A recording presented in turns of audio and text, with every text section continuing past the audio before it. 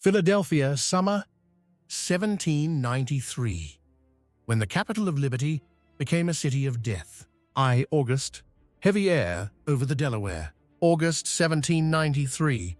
The sun rose over the Delaware River, but it brought no dawn relief. The light only made the heat more visible, pressing down on the city like a lid. The air was so thick and heavy that people felt it wasn't something you breathed, but something you had to push through. Philadelphia then was not merely a city. It was the capital of the United States, the place where the words of liberty were still fresh with ink, the place where Congress met, the place where George Washington walked the cobblestone streets like a living emblem of an experiment the entire world was watching. But at the docks, something was changing without anyone's consent. Spoiled coffee barrels were left under the sun, leaking a black, syrupy liquid that crept into the cracks of stone like a warning no one wanted to read. Stagnant water sat unmoving. The smells of tar, sea salt, molasses, and rot fused together, sickly sweet and sharp, clinging to the throat. Ships from Saint-Domingue arrived, carrying refugees fleeing revolution, carrying sleepless eyes, carrying fear that had crossed an ocean, and carrying something else. Invisible, small, patient dock workers saw passengers leave the ships while they could still walk, then die before they could touch the rhythm of ordinary life in Pennsylvania. But merchants saw opportunity. The city saw the future. No one saw the mosquitoes breeding in water barrels, cisterns, backyard puddles, the place's ambition never bothered to look. Philadelphia was too confident to be afraid. 2. The first days. The color yellow, it did not arrive like the Black Death. No swollen buboes in the groin.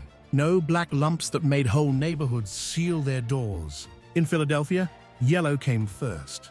The whites of the eyes stained like old paper. Skin turned yellow as if someone had quietly dusted living bodies with sulfur. The city looked at those faces and confronted a truth it did not want. Illness could paint a human being with a color so unmistakable as if it wanted to be seen. Then came the fever, sudden, violent, hurling people into a state of burning heat and shaking chill at once. Then came the vomiting, and then the black substance, not brown, not red, black like coffee grounds, black like tar, black as if the body had boiled its own blood and returned only the dregs. Black vomit. When it appeared, death was no longer a possibility. It became an appointment. Trecci Doctor Benjamin Rush, fighting darkness with faith. Dr. Benjamin Rush moved through Philadelphia like a man who would not allow himself to slow down. He had signed the Declaration of Independence, a mind shaped by the Enlightenment, a man who believed reason could rearrange the world. And because he believed, he acted. He believed in humoral theory. He believed disease was imbalance. He believed blood must be drawn, that the body had to be freed from whatever was driving the fever. 10 ounces, 20 ounces, 30 ounces. Some people were bled multiple times a day until they turned pale as wax, say too weak even to vomit. Some survived, many did not, but no matter how much blood he drew, the mosquitoes kept doing their work. No one knew about viruses. No one knew about Aedes aegypti. They only knew the stench. They believed in bad air rising from rotting coffee. They believed the atmosphere itself was infected, and so they fought the air. Meanwhile, the real enemy flew low, landed on skin, and vanished before anyone could see it clearly. 4. The collapse of trust. The heat climbed above 90 degrees, and the first thing to fall was not buildings. It was trust. Neighbors began avoiding each other's eyes. A single cough was enough to make someone turn away. Children were kept indoors as if the air outside were a knife. Streets that had once been crowded became hollow. Footsteps thinned. Church bells grew more frequent. There were not enough coffins. Grave diggers worked through the night. And then the unimaginable happened. The government left. Washington left Philadelphia openly. Congress dispersed. The cabinets scattered. The windows of power went dark, like abandoned houses. If the leaders would not stay, who would? The wealthy loaded their belongings onto wagons and fled. Nearby towns set up armed checkpoints, refusing refugees. Sometimes it wasn't cruelty, it was fear. And fear, when it holds a gun, becomes law. People died at the roadside. Some turned back toward the city as if returning to a prison. The fever went with them. Zatuvi, those who stayed the poor. The enslaved, those with nowhere to run. For them, Philadelphia was no longer the Athens of America. It became a fevered body, destroying itself from the inside. Night sounds began to resemble old European plague chronicles. Wagons carrying corpses, rattling over cobblestone. Voices calling for bodies to be brought out. Doors slamming shut with the reflex of survival. Houses were marked. The stink of death mixed with heat until the city felt like a sealed pot with no vent. Entire families disappeared within days. There were houses where no one remained alive to bring the bodies outside. And in those streets, the most terrifying thing was not only death, it was the absence of the living. 6. The Free African Society. While many withdrew, the Free African Society stepped in. They tied vinegar-soaked cloths over their faces. They cared for the sick.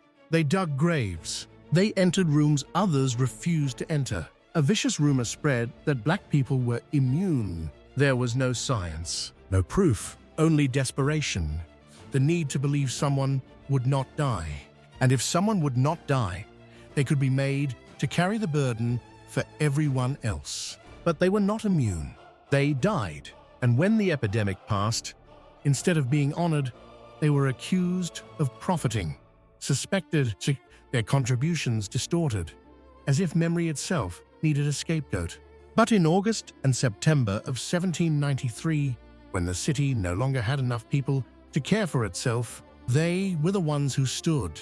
7th October, salvation by frost. The epidemic did not end because of medicine. It ended because of weather. On October 27th, frost settled over the cobblestones. The air changed suddenly, as if the city was finally allowed to exhale. The mosquitoes died. Within days, new cases fell. Within weeks, the nightmare broke.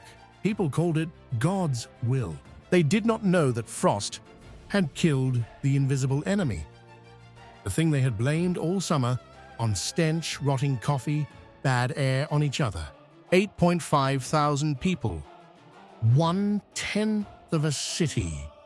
Around 5,000 died in a city of 50,000. 10%. 1 in 10. A number large enough to turn every street into a list of absences. The government returned. Washington returned. Streets were dusted with lime. Life resumed, as societies always try to do after disaster. Rebuild the old rhythm so they do not go mad. But survivors did not forget. They remembered yellow eyes. They remembered the black substance. They remembered the feeling of being abandoned in a city that had called itself the center of hope. They learned a lesson every great city eventually learns, that civilization is not beautiful buildings or proud declarations. Civilization is whether people remain with one another when everything collapses. 9. Historical meaning. The 1793 yellow fever epidemic proved something. The New World was not immune to the nightmares of the Old World. A newborn nation could carry Enlightenment ideals and still live among sewers and mosquitoes. It accelerated urban sanitation reforms. It changed how people thought about public responsibility and health. It exposed the fragility of a young republic, not before armies, but before a perfect summer. And it showed that disease does not care about liberty or declarations. It only waits for the right temperature. It only waits for standing water. It only waits for humans to believe. They cannot be defeated.